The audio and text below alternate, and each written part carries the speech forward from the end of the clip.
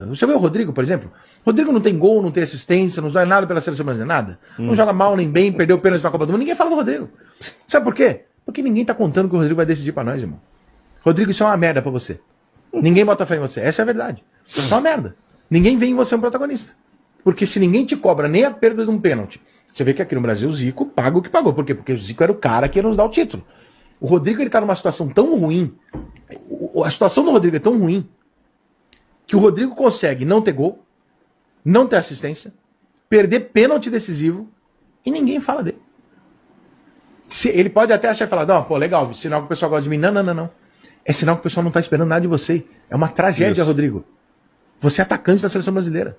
Você tinha que estar sendo achincalhado. Titular, né? Você tinha que estar sendo achincalhado. Porque aí você vai falar, tá todo mundo esperando que eu resolva o jogo do Brasil. Cara, você tá entendendo?